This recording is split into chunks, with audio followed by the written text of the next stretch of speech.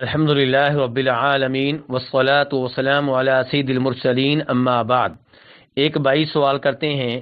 کہ کیا حیض کے ایام میں عورتیں اللہ کی تسبیح کر سکتی ہیں، اذکار کر سکتی ہیں، دعائیں پڑھ سکتی ہیں؟ تو گزارش یہ ہے کہ عورتیں حیض کے ایام میں بیت اللہ کا طواف نہیں کر سکتی، نماز نہیں پڑھ سکتی، روزے نہیں رکھ سکتی، لیکن ان ایام میں وہ اللہ کا ذکر کر سکتی ہیں، تسبیح وغیرہ کر سکتی ہیں، اذکار کر سکتی ہیں۔ صبح و شام کے اذکار انہیں جاری رکھنا چاہیے، رات کو سوتے ہوئے سونے کی دعائیں پڑھنی چاہیے، صبح اٹھ کر وہ دعائیں پڑھنی چاہیے جو نیند سے اٹھ کر نبی علیہ الصلوۃ والسلام پڑھا کرتے تھے۔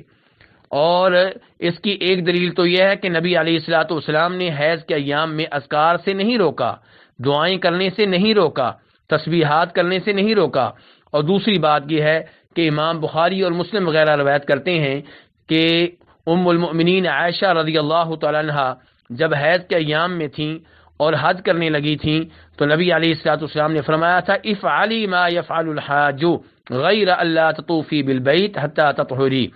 کہ وہ سارے کام کرو جو حاجی کرتے ہیں، بس بیت اللہ کا طواف نہ کرنا۔